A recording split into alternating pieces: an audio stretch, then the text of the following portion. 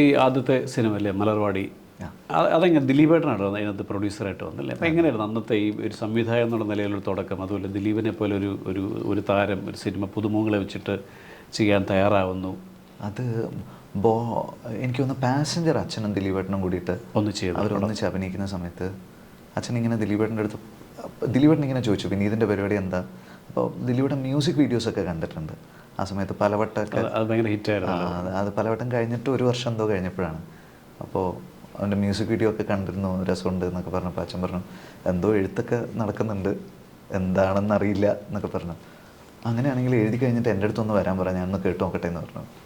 അങ്ങനെയാണ് ഞാൻ ദിലീപേട്ടൻ്റെ അടുത്ത് പോയി പറയുന്നത്. അപ്പോൾ പറഞ്ഞപ്പോൾ ഈ സ്റ്റേജ് പരിപാടിയൊക്കെ ആയിട്ട് നടക്കുന്ന കൂട്ടുകാരെന്നൊക്കെ പറഞ്ഞപ്പോൾ എന്തോ ഒരു സാധനം ദിലീപേട്ടന് കണക്റ്റ് ആയിട്ടുണ്ടാവണം. കാരണം ഇവരും അങ്ങനെ കൂട്ടുകാരൊക്കെ സ്റ്റേജിൽ പോയാലുള്ള. അപ്പം ഞാൻ ആദ്യം നറേറ്റ് ചെയ്ത സ്ക്രിപ്റ്റ് ഫുള്ളായിട്ട് ദിലീപേട്ടൻ അങ്ങനെ കൺവിൻസ്ഡ് ആയിരുന്നു എന്നൊന്നും എനിക്ക് കൺവിൻസ്ഡ് അല്ലായിരുന്നു ശരിക്കും പറഞ്ഞാൽ. പക്ഷെ അന്ന് എൻ്റെ അടുത്ത് പറഞ്ഞത് ഇതിലൊരു സിനിമയുണ്ട് എന്ന് പറഞ്ഞു. ഇത് നീ ഒന്നുകൂടെ റിഫൈൻ ചെയ്തൊന്ന് എഴുതി നോക്ക്, ഇതിലൊരു സിനിമയുണ്ട്, ഇത് റിഫൈൻ ചെയ്ത് വരുന്ന ഒരു സമയത്ത് നമുക്കിത് ചെയ്യാമെന്ന് പറഞ്ഞു. പിന്നെ ഞാനൊരു 6-7 പ്രാവശ്യം അത് മാറ്റി എഴുതി എനിക്ക് തോന്നുന്നു ഒക്ടോബർ നവംബർ 2009 ഒക്ടോബർ നവംബറൊക്കെ ആയപ്പോൾ ദിലീപേട്ടൻ്റെ ഒരു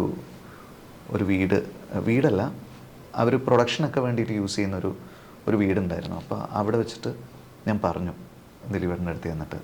അപ്പോൾ അതിൽ ഫസ്റ്റ് ഹാഫിൻ്റെ ഒരു പകുതി ആയപ്പോഴേക്കും ദിലീപേട്ടൻ്റെ മുഖത്ത് നല്ല സ്മൈല് വരാൻ തുടങ്ങി. പിന്നെ ആ സ്മൈലോട് കൂടിയിട്ടാണ് അദ്ദേഹം ഫുൾ നരേഷൻ ക്ലൈമാക്സ് വരെ കേട്ടത്. പക്ഷേ അതുവരെയുള്ള കുറേ റീറൈറ്റ് ഉണ്ടായിരുന്നു. അത് കഴിഞ്ഞിട്ടാണ് ദിലീപേട്ടൻ്റെ അടുത്ത് അതിനിടയിൽ ഒരു സിറ്റിങ്ങിൽ ഇതിന് മുമ്പ് ഞാനൊരു 3rd ഡ്രാഫ്റ്റ് കഴിഞ്ഞപ്പോൾ ദിലീപേട്ടൻ്റെ അടുത്ത് പോയി പറഞ്ഞിരുന്നു. അതും ദിലീപേട്ടൻ അങ്ങനെ കംപ്ലീറ്റ്ലി കൺവിൻസ്ഡ് അല്ലായിരുന്നു. അപ്പോൾ കുറേ മാറ്റി എഴുതി പിന്നെ കൊണ്ടുപോയൊരു വേർഷനാണ് ദിലീപേട്ടൻ ഈ 2009 ഒക്ടോബറോ നവംബറോ ആ സമയത്ത് എന്നോട് പറഞ്ഞു നമുക്ക് മെല്ലെ തുടങ്ങിയാലോ എന്ന് ചോദിച്ചു. അപ്പോഴാണ് ഓക്കെ, ഇഷ്ടപ്പെട്ടു. പിന്നെ മാർച്ച് ഏപ്രിലാണ് ഞങ്ങൾ ഷൂട്ട് തുടങ്ങുന്നത്. അപ്പോൾ അന്ന് തുടങ്ങിയ സൗഹൃദമാണോ നിവിൻ, അജു ഇങ്ങനെയുള്ള ആൾക്കാരുമായിട്ട്? അതോ അതിന് മുൻപ് തന്നെ അവരെ അറിയും? അതോ അജു എൻ്റെ കൂടെ പഠിച്ചാണോ? അപ്പോൾ ഈ റോൾ ആക്ച്വലി ഞാൻ എഴുതുന്ന സമയത്ത് അജുവിനെ പോലെ ഒരാൾ ചെയ്താൽ നന്നാവും എന്ന് നമ്മുടെ മനസ്സിൽ തോന്നുമല്ലോ. കാരണം നമ്മളിങ്ങനെ ഓർക്കുമല്ലോ, നമ്മുടെ ചില സുഹൃത്തുക്കൾ നമ്മുടെ മൈൻഡിൽ വരുമല്ലോ. ഓഫ് കോഴ്സ് ചില റിസംബ്ലൻസ് പല എഴുത്തിൽ വരാം. അപ്പോൾ ഞാൻ അജുവിനോട് പറഞ്ഞു, നീ ഒന്ന് ഓഡിഷന് വാ, അഭിനയിക്കാൻ പറ്റുമല്ലോ എന്നുള്ളത് അറിയില്ലല്ലോ, എനിക്കും അറിയില്ല, അവനും അറിയില്ല, അവനും അഭിനയിച്ചിട്ടില്ല. അപ്പം നീ ഒന്ന് ഓഡിഷന് വാ, ഓഡിഷന് വന്നിട്ട് എല്ലാവരും കാണുമല്ലോ. അപ്പോൾ എല്ലാവരുടെയും ഇപ്പം ഞാൻ ഫസ്റ്റ് ചെയ്യുന്ന പടമായതുകൊണ്ട് എല്ലാ തീരുമാനങ്ങളും എനിക്ക് ഒറ്റയ്ക്ക് എടുക്കാൻ പറ്റിയെന്ന് വരില്ല. അപ്പോൾ നീ വന്ന് ഓഡിഷൻ അറ്റൻഡ് ചെയ്യുക, എന്നിട്ട് എന്താണ് എന്നുള്ളത് നമുക്ക് നോക്കാമെന്ന് പറഞ്ഞു. അങ്ങനെ ഓഡിഷൻ അറ്റൻഡ് ചെയ്ത് വന്ന് അന്ന് അജു ചെയ്തു പോകുമ്പോൾ തന്നെ ഗ്രാൻഡിലുണ്ടായിരുന്ന ദിലീപേട്ടൻ്റെ പ്രൊഡക്ഷനിലുണ്ടായിരുന്ന ആൾക്കാർ ഈ പയ്യൻ കൊള്ളാമല്ലേ എന്ന് പറഞ്ഞു. അപ്പോൾ ഞാൻ പറഞ്ഞില്ല എൻ്റെ കൂട്ടുകാരനാണെന്നുള്ളത്, മെറിറ്റിൽ തന്നെ കിട്ടട്ടെ എന്ന് വിചാരിച്ചു. നിവിനെ ഞാൻ ആക്ച്വലി ആ ഓഡിഷനിലാണ് പരിചയപ്പെടുന്നത്. എനിക്ക് നിവിനെ നേരത്തെ അറിയില്ലായിരുന്നു. അപ്പോൾ അവിടെ പാലാരിവട്ടത്തെ ഒരു സ്റ്റുഡിയോയിൽ ഒരു ഫസ്റ്റ് ഫ്ലോറിൽ ആണ് ഓഡിഷൻ നടന്നത്. അതിപ്പോൾ ഷാൻ പറഞ്ഞപ്പോഴാണ് എനിക്ക് ഓർമ്മ വന്നത്. നമുക്കിപ്പോൾ കുറേ വർഷമായതുകൊണ്ട് മെമ്മറിയൊക്കെ, ഞാൻ വിചാരിച്ചിരുന്നത് YMCAയിൽ വെച്ചിട്ടായിരുന്നു നിവിൻ്റെ ഓഡിഷൻ എന്ന്. അപ്പോൾ ഷാൻ കഴിഞ്ഞ ദിവസം പറഞ്ഞു അല്ല പാലാരിവട്ടത്തായിരുന്നു എന്ന് പറഞ്ഞു. അപ്പോൾ അവിടെ വെച്ചിട്ടാണ് നിവിനെ ഫസ്റ്റ് കാണുന്നത്. ഒരു ബ്ലാക്ക് ഷർട്ടൊക്കെ ഇട്ടിട്ട്, കാല് വയ്യായിരുന്നു വരുന്ന സമയത്ത്. അപ്പോൾ ക്രച്ചസൊക്കെ വെച്ചിട്ടാണ് എന്നിട്ട് ഫസ്റ്റ് കണ്ടപ്പോൾ തന്നെ നമുക്കെല്ലാവർക്കും നിവിൻ കൺവിൻസ്ഡ് ആയിരുന്നു. ഈ ഷാൻ്റെ കാര്യം പറയുമ്പോൾ ഷാൻ എങ്ങനെയാണ് ഈ ഒരു നടൻ എന്നുള്ള രൂപത്തിലേക്ക് ഷാനെ ചിന്തിക്കാം, അല്ലെങ്കിൽ ഈ ക്യാരക്ടർ ഷാൻ ചെയ്താൽ നന്നാവും എന്നൊരു തോന്നൽ എങ്ങനെ വരുന്നുണ്ട് ഈ നമ്മുടെ ഈ പുതിയ പടത്തിൽ? കഴിഞ്ഞ സാരോ ചോദിച്ചപ്പോൾ ഞാനിങ്ങനെ പറഞ്ഞിരുന്നു, തമാശയാണ്, പല പ്രൊഡ്യൂസർമാരുടെ അടുത്തും പല സംവിധായകന്മാരുടെ അടുത്തും ഇപ്പം പല രീതിയിൽ അഭിനയിക്കുന്നത് പാട്ട് ചോദിക്കുമ്പോഴൊക്കെ സോനാബാലൻ അല്ലല്ലോ, സോനാബാലൻ ഇല്ലല്ലോ എന്നൊക്കെ പറയുന്നല്ലേ. പക്ഷേ നമ്മൾ കുറേ നാളത്തെ പരിചയമുണ്ടല്ലോ. അപ്പോൾ ഇവൻ്റെ പല ഭാവഹാദികളും ഞാൻ കണ്ടിട്ടുണ്ട്. ഇപ്പോൾ ഒരു സംഗതി പറയുന്ന സമയത്ത് ചില ആൾക്കാർ ഭയങ്കര രസമായിട്ട് പറയുമല്ലോ. അപ്പോൾ അങ്ങനെ എനിക്കറിയുന്നൊരു ഷാനുണ്ട്. അപ്പോൾ ഷാനപ്പോൾ എക്സാജറേറ്റ് ചെയ്തൊരു സാധനം ചെയ്ത് കഴിഞ്ഞാൽ നന്നായിരിക്കും എന്നൊക്കെ എനിക്ക് തോന്നിയിട്ടുണ്ട്. പിന്നെ ഷാനിന് പണ്ട് ഷാൻ ചെയ്തിട്ടുണ്ട് ഈ മ്യൂസിക് വീഡിയോ സംഗതികളൊക്കെ. അവർക്ക് ബാൻഡ് ഉണ്ടായിരുന്ന സമയത്തൊക്കെ ആ മ്യൂസിക് വീഡിയോയിലൊക്കെ അഭിനയിച്ച് അവന് ശീലമുണ്ട്. അപ്പോൾ ഇപ്പോൾ ഒരു സംഗീതജ്ഞനായി ഇങ്ങനെ വിലസുക. ഷാനിന് നല്ല സെൻസ് ഓഫ് ഹ്യൂമർ. ബിക്കോസ് ആ ഷാൻ്റെ ഷോ ഞാനൊരിക്കൽ ഗസ്റ്റായിട്ട് പോയിട്ടുണ്ട്. മറ്റേ സരിഗമ.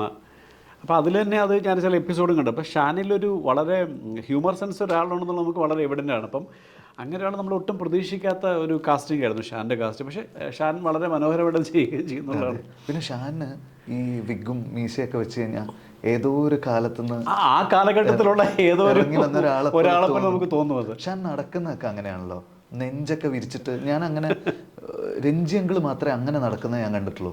ഒരു ഒരു ഒരു ഒരു വിരിവോട് കൂടി ഷാൻ അങ്ങനെ നടക്കുക.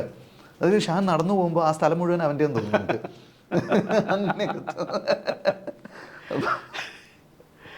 ക്യാരക്ടർ ഭയങ്കര രസമായിട്ട് ഞാനത് പെട്ടെന്ന് ഈ പറഞ്ഞ പോലെ ഷാനിലെ മ്യൂസീഷ്യൻ ഉപരിയായിട്ട് ഇങ്ങനൊരു ക്യാരക്ടറിലേക്ക് എത്തുക എന്ന് പറഞ്ഞപ്പോൾ അവർ ഇതിൻ്റെ ഒരു ചിന്തയ്ക്ക് എന്തെങ്കിലും പ്രേരണയായിട്ടൊരു ഘടകം കാണില്ല. അത് ഞാൻ എടുത്ത് ചോദിച്ചത്. അതെ, അല്ല എനിക്ക് അവൻ പെർഫോം ചെയ്യുന്നുള്ളൊരു വിശ്വാസം ഉണ്ടായിരുന്നു. അതെ. അതുപോലെ പുതിയ മ്യൂസിക് ഡയറക്ടേഴ്സിനെ പരിചയപ്പെടുത്തുന്നു. ഈ പറഞ്ഞ ഈ സിനിമയിലും പുതിയൊരു മ്യൂസിക് ഡയറക്ടറാണ്. ഹൃദയത്തിലും അല്ലെ ഹിഷാം ചെയ്തിട്ടുണ്ട്. പക്ഷെ നമ്മൾ അറിയുന്നത് ഹൃദയത്തിലെ പാട്ടുകളിലൂടെയാണ് ഹിഷാമിനെ. അപ്പോൾ എങ്ങനെയാണ് അപ്പോൾ ഇത് ബോധപൂർവമായിട്ടാണോ? നേരത്തെ സ്ഥിരം ഷാനാണല്ലോ മ്യൂസിക് ചെയ്തുകൊണ്ടിരുന്നത്. അപ്പോൾ എന്താണ് കുറച്ച് പുതിയ അല്ലെങ്കിൽ മ്യൂസീഷ്യൻസിലെ പുതിയ ആൾക്കാരിലേക്ക് പോകാനുള്ളൊരു ചിന്ത എങ്ങനെയാണ് വരുന്നത്?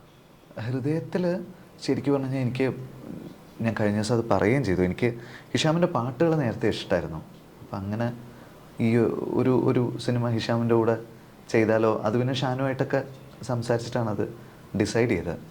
അപ്പോൾ വർഷങ്ങൾക്ക് ശേഷം തുടങ്ങുന്നതിന് മുമ്പ് ഇപ്പം ഞാൻ അടുത്ത് ചെയ്യാൻ പോകുന്ന ഒരു പടത്തിൻ്റെ സംഗതി ഷാനുമായിട്ട് ഞാൻ സംസാരിച്ചിട്ടുണ്ടായിരുന്നു. ഞാൻ പറഞ്ഞല്ലോ ഇപ്പോൾ നെക്സ്റ്റ് ചെയ്യുന്ന. അപ്പോൾ അതിൻ്റെ വർക്ക് ഷാൻ ഓൾറെഡി സ്റ്റാർട്ട് ചെയ്തിട്ടുണ്ട്. അപ്പോൾ അത് ഷാൻ ചെയ്യുകയാണെങ്കിൽ വർഷങ്ങൾക്ക് ശേഷം വേറൊരാളെ ഏൽപ്പിക്കാം എന്നുള്ളൊരു, എന്തായാലും ഷാൻ ഇതിൽ അഭിനയിക്കുന്നുണ്ട്. അപ്പോൾ ഷാൻ എന്തായാലും കൂടെയുണ്ട്, നമ്മുടെ ടീമിലുണ്ട്. അതെ. അതുപോലെ ഈ അവസാനം ചോദിക്കുന്ന ചോദ്യമാണെങ്കിലും അല്ലെങ്കിൽ ഈ നേരത്തെ ചോദിക്കേണ്ട ചോദ്യമായിരുന്നു ഈ നമ്മുടെ വർഷങ്ങൾക്ക് ശേഷം സിനിമയിൽ നിവിൻ്റെ ഒരു ക്യാരക്ടർ. അപ്പോൾ നിവിൻ്റെ ഒരു ക്യാരക്ടർ എന്ന് പറയുന്നത് നിവിൻ പോളിയുടെ തന്നെ ഒരു സ്പൂഫ് പോലെ അല്ലെങ്കിൽ ഒരു സെൽഫ് ട്രോൾ പോലെ. ഈ സെൽഫ് ട്രോൾ എനിക്കൊന്ന് മലയാള സിനിമയിൽ ഏറ്റവും കൂടുതൽ വിജയിപ്പിച്ച ഒരാൾ ശ്രീനേട്ടനാണ്. അപ്പോൾ ഇത് ഒരുപക്ഷെ നിങ്ങൾ തമ്മിൽ സൗഹൃദം കൊണ്ട് വളരെ ഈസി ആയിട്ട് ചെയ്യാൻ പറ്റിയിരിക്കും. അപ്പോൾ ഇങ്ങനെ ഒരു ക്യാരക്ടറൈസേഷനിലേക്ക് ഈ ജിതിൻ പോളിയെ കൊണ്ടുവരാം എന്നുള്ളൊരു ചിന്ത എങ്ങനെയാണ് ഉണ്ടായത്? നിവിൻ്റെ ഇതിൻ്റെ ഫസ്റ്റ് ഹാഫാണ് ഞാൻ കുറേ വർഷങ്ങളായിട്ട് വർക്ക് ചെയ്ത് ആലോചിച്ചുകൊണ്ടിരുന്നത്. സെക്കൻഡ് ഹാഫ് എഴുതുന്നതിനൊരു 2-3 മാസം മുമ്പാണ് സെക്കൻഡ് ഹാഫിൻ്റെ ഒരു ഐഡിയ ഫോം ചെയ്യുന്നത്. പിന്നെ സെക്കൻഡ് ഹാഫ് എനിക്ക് കുറച്ചുകൂടെ ഈസി ആയിരുന്നു. കാരണം അത് നമ്മുടെ കാലഘട്ടവും ഒക്കെ ആയതുകൊണ്ട് കണക്ട് ചെയ്യാൻ കുറച്ച് നമുക്ക് കുറേ നമ്മുടെ ചുറ്റും കാണുന്ന കുറേ സംഭവങ്ങളുണ്ടല്ലോ. അപ്പോൾ അത് വെച്ചിട്ട് സെക്കൻഡ് ഹാഫ് കുറച്ചുകൂടെ ഈസി ആയിരുന്നു. അപ്പോൾ അതിലൊരു പോയിന്റിൽ നിവിൻ വന്നു കഴിഞ്ഞാൽ അവിടെ ഒരു ഭയങ്കര എസ്കലേഷൻ ഉണ്ടാവും. തിയേറ്ററിനൊരു അനക്കം ഉണ്ടാവും എന്നുള്ളൊരു ഫീൽ ഉണ്ടായിരുന്നു. അപ്പോൾ ഞാനത് എഴുതി കഴിഞ്ഞ് ഞാൻ വിശാഖിനെ വിളിച്ചു പറഞ്ഞു എനിക്ക് മസ്റ്റായിട്ടും അപ്പൂന്തിയാനും പോലെ എനിക്ക് മസ്റ്റായിട്ടും നിവിൻ ഇതിൽ വേണമെന്നുണ്ട്. അപ്പോൾ ഞാൻ നിവിനോട് വിളിച്ച് സംസാരിച്ചു. അപ്പം നിവിനും ഭയങ്കര, നമ്മൾ ഒരുമിച്ച് വർക്ക് ചെയ്തിട്ട് ഇപ്പോൾ 8 കൊല്ലമായി. ജേക്കബിൻ്റെ സ്വർഗ്ഗരാജ്യം കഴിഞ്ഞിട്ട് അഭിനയിച്ചിട്ടുണ്ട് ഒരുമിച്ചിട്ട്.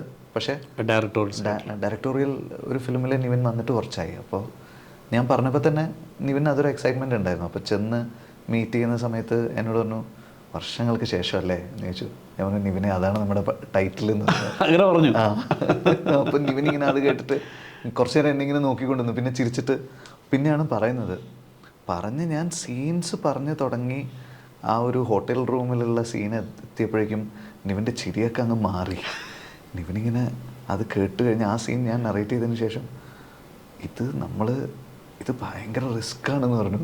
ഞാൻ പറഞ്ഞു റിസ്ക്കാണ്, പക്ഷേ നമ്മൾ ആ അറ്റത്ത് വരെ പോയാൽ ആണ് നമുക്കിങ്ങനൊരു ഇമ്പാക്റ്റ് ഉള്ളൊരു സാധനം ചെയ്യാൻ പറ്റുക. ശരിക്കും പറഞ്ഞ ഒരു ഞാണിന്മേൽ കളിയാണ് നിവിൻ്റെ. ഓഫ് കോഴ്സ്, ഞാൻ അതുകൊണ്ടാണ് പറഞ്ഞു അതൊരു ഞാണിന്മേൽ കളി തന്നെയായിരുന്നു അത്. അതെ, ഒഫൻസിൻ്റെ ബോർഡർ ലൈൻ ഒഫൻസിലാണ് ഏറ്റവും നല്ല ഹ്യൂമർ കിടക്കുന്നത്. അതായത് അത് അപ്പുറത്തേക്ക് പോയി കഴിഞ്ഞാൽ നമുക്ക് കൂല് കിട്ടും, ഇപ്പുറത്തേക്ക് പോയി വന്നു കഴിഞ്ഞാൽ ഭീകര കയ്യടി കിട്ടും.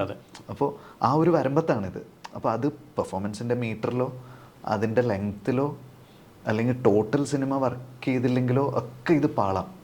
അപ്പം നിവിൻ എന്നോട് പറഞ്ഞു ഇത് ഓഡിയൻസിനെ നമ്മൾ ചീത്ത വിളിക്കുന്ന പോലെ ആവരുത് എന്ന് പറഞ്ഞു. അപ്പം ഞാൻ പറഞ്ഞു അങ്ങനെ ആവാണ്ട് ഞാൻ നോക്കിക്കോളാം. ഒന്നെന്താണെന്ന് വെച്ച് കഴിഞ്ഞാൽ ഓഡിയൻസിന് ഒരിക്കലും ആ ഫീൽ ഉണ്ടാവില്ല. കാരണം ഒരാളെ കുറേ കാലം ഒരു പറ്റം ആൾക്കാർ ആക്രമിച്ചുകൊണ്ടിരുന്നു കഴിഞ്ഞാൽ ആദ്യം ആൾക്കാർ അത് കണ്ടിട്ട് കൈയടിക്കും. പിന്നെ കുറച്ച് നാളും കൂടെ ചിരിക്കും. പിന്നെ കഴിഞ്ഞ് കഴിഞ്ഞാൽ ഇത്രയും പറയാൻ മാത്രം എന്താ ഉള്ളത് ഉറപ്പായിട്ട് എന്ന് പറയുന്ന ഒരു മൈൻഡ് സെറ്റിലേക്ക് വരും. ആ മൈൻഡ് സെറ്റിലേക്ക് വന്നു കഴിഞ്ഞാൽ പിന്നെ നമുക്ക് പറയാം.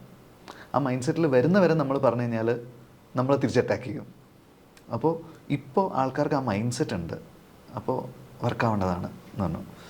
അപ്പോൾ പിന്നെ അവൻ എന്നോടുള്ളൊരു വിശ്വാസത്തിൻ്റെ പുറത്താണ് സത്യം പറഞ്ഞാൽ നിവിൻ വന്നത്. അപ്പോൾ വന്ന് പക്ഷേ കോസ്റ്റ്യൂം ഇട്ട് ഫസ്റ്റ് സീൻ ചെയ്യാൻ തുടങ്ങിയപ്പോൾ തന്നെ അവനൊരു ഐറ്റം കിട്ടി. അതായത് അവന് എല്ലാം മറന്നങ്ങ് ചെയ്യാൻ പറ്റും, ചിന്തിക്കാണ്ട് ചെയ്യാൻ പറ്റും എന്നുള്ളത് അവനും ഫീൽ ചെയ്തു. ആ ഫസ്റ്റ് സീൻ നമ്മൾ എടുത്തിട്ട് അതിലൊരു എൻഡിലൊരു സാധനം സ്ക്രിപ്റ്റിലില്ലായിരുന്നു. ഞാൻ അവനോട് നിവിനെ നീ ഇതും കൂടെ പറഞ്ഞു നോക്ക് എന്ന് പറഞ്ഞിട്ട് അപ്പം നിവിനൊന്ന് ചിരിച്ചു. അത് കഴിഞ്ഞപ്പോൾ തൊട്ട് നിവിൻ ഭയങ്കര കോൺഫിഡൻ്റ് ആയി. പിന്നെ ഹോട്ടൽ റൂമിലെ സീനൊക്കെ എത്തിയപ്പോഴേക്കും അന്ന് ഞാൻ അവനോട് പറഞ്ഞു ഞാൻ പറഞ്ഞു, എടാ ഈ മോണലോഗ് നീ പറഞ്ഞു കഴിഞ്ഞാൽ ആൾക്കാർക്ക് തോന്നണം, അതായത് ഇവിടെ ഭയങ്കര നെപ്പോട്ടിസം ഉണ്ട്, ഇവിടെ ഇങ്ങനെയൊക്കെയാണ്, ഇത് പ്രിവിലേജ്ഡ് ആയിട്ടുള്ള ആൾക്കാരുടെ ഒരു പറ്റം ആൾക്കാർ കൂടി നിന്നിട്ടാണ് ഇവിടെ സിനിമ ചെയ്യുന്നത്, ഇവിടെ പുറത്തുനിന്ന് വരുന്ന ആൾക്കാർക്ക് ഒരു സ്പേസ് ഇല്ല, അവർക്ക് ഫ്രീ ആയിട്ട് സിനിമ ചെയ്യാൻ പറ്റുന്നില്ല, അവർക്ക് അവരുടെ സിനിമ എളുപ്പത്തിൽ റിലീസ് ചെയ്യാൻ പറ്റുന്നില്ല, ഇതൊക്കെ ആൾക്കാർക്ക് ഫീൽ ചെയ്യണം, ആ രീതിയിൽ നീ ഇത് പിടിക്കണം എന്ന് പറഞ്ഞു. അപ്പം എന്നെ ഇങ്ങനെ നോക്കിയിട്ട് ഇതൊക്കെ ഉള്ളത് തന്നെയാണ് ഞാൻ പറഞ്ഞു, നീ അപ്പോൾ ബിലീവ് ചെയ്ത് അങ്ങ് ചെയ്തോ. മറ്റേ മാനർമത്തയിൽ പറഞ്ഞത് നീ ഇതൊക്കെ ആരായില്ലാത്ത ഇതൊക്കെ ഉള്ളത്. അങ്ങനെ നമ്മൾ ഭയങ്കര ആസ്വദിച്ചിട്ടാണ് അത് ചെയ്ത്. അപ്പോൾ അത് ചെയ്ത് കഴിഞ്ഞപ്പോൾ അവന് ഒരു ഭയങ്കര ഇതുണ്ടായിരുന്നു. പക്ഷെ അത് കഴിഞ്ഞിട്ടും ഇങ്ങനെ എനിക്ക് തോന്നുന്നു അവൻ എല്ലാ സ്ഥലത്തും പോയിട്ട് എഡ്ജിലുള്ള കളിയാണ്, അങ്ങോട്ടും പോവാം ഇങ്ങോട്ടും പോവാം എന്നൊക്കെ പറഞ്ഞിട്ടൊരു സാധനം ഇങ്ങനെ ഉണ്ടായിരുന്നു. പിന്നെ ഡബിന് വന്നപ്പോൾ നിവിൻ അങ്ങ് ഭയങ്കര എൻജോയ് ചെയ്തിട്ട് അവൻ ഡബ് ചെയ്ത്. പിന്നെ എന്നാലും ഈ റിലീസിന് മുമ്പൊക്കെ എന്നോട് വിളിച്ചിട്ട് ഇങ്ങനെ പറയുമായിരുന്നു, എന്തെങ്കിലും കൂടുതലുണ്ടെന്ന് തോന്നുന്നുണ്ടെങ്കിൽ കട്ട് ചെയ്യണം എന്നൊക്കെ പറയുമായിരുന്നു. അല്ല, കാരണം ഒന്നാമത്തെ കാര്യം, ഇത് ഒരു ആക്ടറെ അത് പറഞ്ഞ് കൺവിൻസ് ചെയ്യുക എന്ന് പറഞ്ഞാൽ ഭയങ്കര ബുദ്ധിമുട്ടാണ്. കാരണം എന്നെ തന്നെയാണ് ഇതിനകത്ത് ട്രോളുന്നത് എന്ന് ഒന്ന് ഉറപ്പായിട്ടും ഒരു ഡബിൾ മേലിൽ ചിന്തിക്കും. രണ്ട്, അവിടെ അതിന് മേൽക്കൈ കിട്ടുന്നത് വിനീതിലുള്ളൊരു വിശ്വാസമാണ്. നിങ്ങൾ തമ്മിലൊരു സൗഹൃദത്തിൽ വിശ്വാസത്തിലായിരിക്കും ആ സ്ഥാനത്ത് ആരായാലും ആ കഥാപാത്രം ചെയ്യാൻ വില്ലിങ്ങാവുന്നത്. ഈ വന്നു കഴിയുമ്പോഴും ഈ പറഞ്ഞ പോലെ പാളിപ്പോവാം, അങ്ങോട്ടും ഇങ്ങോട്ടൊക്കെ മാറിപ്പോകുന്ന ഒരു സാധനമാണ്. പടം വർക്കായില്ലെങ്കിൽ പോലും ഇത് പാളാം. അതെ, ഈ സാധനം മാത്രമായിട്ടാണെങ്കിൽ പാളിപ്പോകാൻ പറ്റും. അപ്പോൾ അതിനകത്തൊരു വലിയ, എനിക്കൊന്ന് ഈ സിനിമയിലെ ഏറ്റവും വലിയ റിസ്ക് എന്ന് പറഞ്ഞാൽ ആ നിവിൻ്റെ ഒരു ക്യാരക്ടറൈസേഷനും നിവിനെ അതിലേക്ക് നിവിൻ ഈ പറഞ്ഞ വളരെ ഓപ്പണായിട്ടാണ് പെർഫോം ചെയ്തത്. യാതൊരു ഇൻഹിബിഷനും ഇല്ലാതാണ് നിവിൻ പെർഫോം ചെയ്തിരിക്കുന്നതും അതൊരു ഡബ് ചെയ്തിരിക്കുന്നു. പിന്നെ ഭയങ്കര കോൺട്രിബ്യൂഷൻസ്, ചെറിയ മൈന്യൂട്ടായിട്ടുള്ള സാധനങ്ങളൊക്കെ അതിനകത്ത് ഇട്ടിട്ടാണ് പോയിരിക്കുന്നത്. അപ്പോൾ അതൊരു ഈ സിനിമയുടെ സക്സസ്സിനും അതുപോലെ നിവിൻ എന്ന് പറയുന്ന ആക്ടർ അല്ലെങ്കിൽ നിവിൻ എന്ന് പറയുന്ന സ്റ്റാറിന് പോലും അത് ഭയങ്കരമായിട്ട് എൻഹാൻസ് ചെയ്തിട്ടുണ്ട് ഈ ഒരു കഥാപാത്രം. നമ്മൾ ഡബിൻ്റെ സമയത്ത് കുറേ ഇപ്പോൾ ഇതുണ്ടായിരുന്നു, സ്റ്റേജിൽ കയറിയിട്ട് മറ്റേ ഹൗ ആർ യു പറഞ്ഞിരുന്നു. അപ്പം ഞാൻ നിവിനോട് ഡബ് ചെയ്യുന്ന സമയത്ത്, എടാ നീ ഇങ്ങനെ പറഞ്ഞു ഹൗ ആയാ എന്നൊരു സാധനം പറഞ്ഞു, ഒരു ജാട ഫീൽ ചെയ്യുന്നു പറഞ്ഞു. അതുപോലെ നിവിൻ ഇങ്ങനെ കൈ കൂപ്പിയിട്ടുണ്ടായിരുന്നു, അവിടെ ആക്ച്വലി ലിപ്പില്ല. അപ്പം ഇങ്ങനെ കയറിയിട്ട് നമസ്തേ, ഇതൊക്കെ മറ്റേ M.A. ധവാന്റെ പഴയ സാധനമാണ്, അമേരിക്കയിൽ നിന്ന് വന്ന ഈ സാധനം ഉണ്ടല്ലോ. അതിന് കുറേ കോൺട്രിബ്യൂഷൻസ് അതിനകത്ത് വന്നിട്ടുണ്ട്. അതൊരു വളരെ ബ്രില്യൻ്റ് ആയിട്ടൊരു മൂവാണ്. അതേസമയത്ത് ഏറ്റവും എനിക്ക് സിനിമയിൽ ഏറ്റവും റിസ്കി ആയിട്ടുള്ള ഒരു കാര്യം എന്ന് പറയുന്നത് നിവിൻ്റെ ക്യാരക്ടറും അതുപോലെ തന്നെ അതിൽ നിവിൻ്റെ കാസ്റ്റിങ്ങും, ഈ രണ്ടും ഒരേപോലെ അപകടം പിടിച്ച ഒരു സംഗതിയായിരുന്നു. അത് ഒരാൾ ചെയ്യാൻ വില്ലിങ് ആവുന്നതും അയാൾ അത് ചെയ്തത് നന്നായിട്ട് വരികയും ചെയ്തെന്ന് പറയുന്നത് ഭയങ്കര രസമായിട്ട് വന്നിട്ടുള്ളൊരു കാര്യമാണ്. അല്ല, അതൊരു ആശ്വാസമാണ്. എങ്ങാനും അത് പാളിയിരുന്നെങ്കിൽ എനിക്ക് അവൻ്റെ മുഖത്ത് നോക്കാൻ പറ്റത്തില്ലായിരുന്നു. അല്ല, ഞാനത് പറഞ്ഞത് ഒരു ആക്ടർ എന്നുള്ളതിലുപരിയായിട്ട് വിനീത് എന്ന് പറയുന്ന ഒരു സുഹൃത്തിനെ വിശ്വസിച്ചായിരിക്കും ആ സ്ഥാനത്ത് നിവിനല്ല വേറെ ഏതൊരു ആക്ടർ ആണെങ്കിലും ആ ഒരു വിനീതിലുള്ള ഒരു വ്യക്തി സൗഹൃദത്തിലുള്ള വിശ്വാസം കൊണ്ട് മാത്രമേ ഒരാളെ ക്യാരക്ടർ ചെയ്യത്തുള്ളൂ. അപ്പോൾ അതേപോലെ തന്നെ ചെയ്യുന്ന ആൾക്കും ആ സമയത്ത് അറിയായിരിക്കാം ഇത് റിസ്ക് ആണ് എന്ന് ചിന്തിച്ച് തന്നെ ആയിരിക്കും ചെയ്തിട്ടുള്ളൂ. അല്ല, പക്ഷേ ചെയ്യുന്ന സമയത്ത് നിവിൻ ആ തോട്ടില്ല, ഈ തുടക്ക സമയത്ത് മാത്രമേ. ആ ഹോട്ടൽ റൂം സീനൊക്കെ നിവിൻ ചെയ്തിട്ട് ഞങ്ങളെല്ലാവരും, എനിക്ക് ഒരു എന്താ പറയുക, ഈ തട്ടത്തിൽ നിവിൻ പ്രപ്പോസ് ചെയ്യുന്ന ഒരു സീനുണ്ട്, അതൊരൊറ്റ ഷോട്ടിലാണ് അവൻ പെർഫോം ചെയ്ത്. അത് കഴിഞ്ഞിട്ട് എനിക്ക് നിവിൻ മറ്റേ അവൻ്റെ മകനും ഇവൻ്റെ മകനും ആ സാധനത്തിലാണ് എനിക്ക് ആ ഒരു സാധനം കിട്ടിയത്, നമുക്ക് ആ ഒരു അഡ്രിനാലിൻ കിട്ടിയത്. അപ്പോൾ ഞാൻ അവനോട് പറഞ്ഞാൽ കുറച്ച് കൊല്ലടാ എനിക്ക് നിന്നെ ഇങ്ങനെ കിട്ടിയിട്ട്. പ്രേക്ഷകരെ ഒന്ന് മിസ് ചെയ്തിരിക്കുകയായിരുന്നു. അങ്ങനെ കൂടെ പ്രേക്ഷകർ ഈ പറഞ്ഞ പോലെ ഇതുപോലെ നിവിനെ ആഗ്രഹിച്ചിരുന്നു. ഇത് ഈ എനിക്കൊന്നും നിവിൻ്റെ കേസിൽ മാത്രമല്ല, പല സ്ഥലത്തും ഈ ശ്രീനേട്ടൻ്റെ പഴയ തന്ത്രം വിനീത് ഇതിൽ വളരെ ഫലപ്രദമായിട്ട് ഉപയോഗിച്ചിട്ടുണ്ട്. അപ്പു നടന്നു പോകുമ്പോഴത്തേക്ക് മറ്റൊന്നോ ഹിമാലയത്തിൽ പോകുന്ന ഈ സ്റ്റെപ്പ് കയറാൻ പറ്റുന്നില്ല, എപ്പോഴാണ് ഹിമാലയം എന്നൊക്കെ പറഞ്ഞ്. അപ്പോൾ ഇതൊക്കെ വളരെ സട്ടിലായിട്ടൂടെ. അത് ഷൂട്ട് ചെയ്യുന്ന സമയത്ത് ആ സീനിൽ അപ്പു ഇല്ലായിരുന്നു. അത് അശ്വത്ത് ഇങ്ങനെ താഴോട്ട് ഇറങ്ങി വന്നിട്ട് ഇങ്ങനെ ഹിമാലയത്തിലാണ് അവിടെ റേഞ്ചിലെ മോനെ എന്ന് പറയുമ്പോൾ ഇതായിരുന്നു. ഷൂട്ടിന് തൊട്ട് മുമ്പ് ഞാൻ അപ്പുവിനോട് ചോദിച്ചു, അപ്പും കൂടെ ഇതിൽ നിൽക്കുമെന്ന്. അപ്പോൾ എന്നെ നിർത്തി എന്നെ ട്രോൾ ചെയ്യാൻ പോവാല്ലേ? അതെ, അതേപോലെ വളരെ ബുദ്ധിപരമായ ചില ട്രോളുകൾ ഇതിനകത്തുണ്ട്. കാരണം ഇതൊക്കെ എന്താ പറയുക, ഈ ആൾക്കാരെ സംബന്ധിച്ച് അത് രസകരമായ രീതിയിലാണ് അവർ അതിനെ ഭയങ്കരമായിട്ട് സീരിയസ് ആയിട്ട് എടുക്കാണ്ടിരുന്നത്. ആൾക്കാർക്ക് പിന്നെ ഒരു പ്രശ്നമില്ല. അതൊരു സംഭവം. അത് ഈ പറഞ്ഞ പോലെ, അതുപോലെ ഈ അവസാനം വന്നിട്ട് ഉണ്ടല്ലോ, നമ്മൾ ഈ പറഞ്ഞ പോലെ ഈ ദാസൻ്റെയും വിജയൻ്റെ ഒരു സാധനത്തിലേക്ക് നമ്മൾ ഈ പറഞ്ഞ പോലെ പെട്ടെന്ന് അതിലേക്ക് തിരിച്ചുപോയി. നമ്മൾ പെട്ടെന്ന് അവിടെ ലാൽ സാറിനെ ശ്രീനേട്ടനെയൊക്കെ പോലെ നമുക്ക് ഫീൽ ചെയ്യും. ഈ വിനീത് ഇപ്പോഴാണ് പറയുന്നത് ഇവരെ സെക്കൻഡ് ഹാഫിൽ ഉൾപ്പെടുത്തണമെന്ന് ആലോചിച്ചിരുന്നെങ്കിൽ പോലും. പക്ഷേ നമുക്ക് അവസാനം വരുമ്പോൾ നമ്മൾ നേരത്തെ നമ്മളെപ്പോഴും പറയും പലപ്പോഴും നമ്മൾ കാലം മാറുന്നതനുസരിച്ചിട്ട് ആൾക്കാരുടെ കോമ്പോയിലും വ്യത്യാസം വരും. പക്ഷേ അതേ രണ്ട് ആക്ടേഴ്സിൻ്റെ അടുത്ത തലമുറ അതുപോലെ ചെയ്യുമ്പോൾ നമുക്ക് ഈ 20-30 വർഷം മുമ്പ് നമ്മൾ ഇവരെ കണ്ടൊരു സന്തോഷം കൂടെ പ്രേക്ഷകർ അത് അനുഭവിക്കാൻ സാധിച്ചിട്ടുണ്ടെന്ന വലിയൊരു സന്തോഷം കൂടെ ഈ സിനിമ നമുക്ക് തരുന്നുണ്ട്.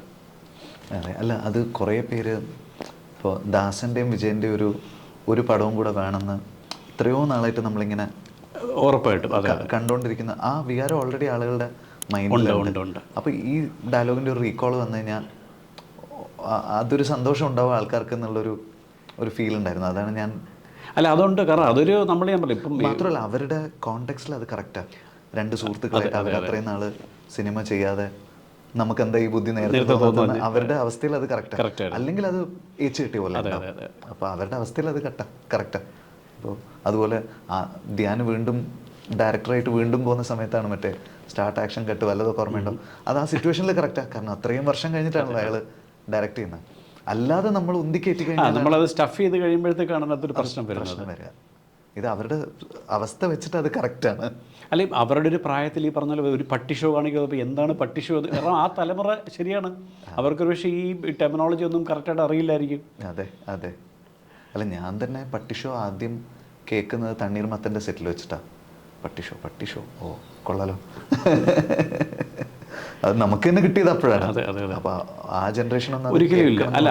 അതേ ഞാൻ അവരത് അതിലേക്ക് എത്തുന്ന ഞാനതാ പറയാം, ക്യാരക്ടറൈസേഷൻ വരുമ്പോഴേക്കും അവർ പ്രായമാകുമ്പോൾ അവർ ആ പ്രായമായ കാലഘട്ടത്തിലും ഈ പുതിയ തലമുറയെ മനസ്സിലാക്കാൻ സാധിക്കാത്ത കാര്യങ്ങളൊക്കെ അത് വർക്ക് ചെയ്തിട്ടുണ്ട്. അതുപോലെ ബേസിൽ പിന്നെ ഒരു സൗഹൃദ കൂട്ടായ്മ ബേസിലേക്ക് പല പുതിയ തലമുറയുടെ പ്രതിനിധിയായിട്ടും അതേസമയത്ത് ധ്യാൻ്റെ ക്യാരക്ടർ പഴയ സിനിമയുടെ പ്രതിനിധിയായിട്ടും രണ്ടോടുള്ള ഒരു ജെല്ലൊക്കെ ഭയങ്കര രസമായിട്ടാണ് സിനിമ വന്നിട്ടുള്ളത്. ഈ പറഞ്ഞാൽ ഒരുപക്ഷെ ഈ ദാസനും വിജയനും അല്ലെങ്കിലും നമ്മളെ അതുപോലെ ഓർമ്മിപ്പിക്കുന്ന പോലത്തെ പ്രണവ് ധ്യാൻ സിനിമകൾ ഇനിയും ഉണ്ടാവട്ടെ. ഒരുപക്ഷെ അത് വിനീതിൽ നിന്ന് തന്നെ ചിലപ്പോൾ അടുത്തൊരു സ്പിൻ ഓഫ് എന്നൊക്കെ പറയുന്ന പോലെ ചിലപ്പോൾ ഈ രണ്ട് ക്യാരക്ടേഴ്സിൽ വന്നിട്ട് സിനിമകളൊക്കെ ഉണ്ടാവട്ടെ എന്ന് നമ്മളും ആഗ്രഹിക്കുന്നു.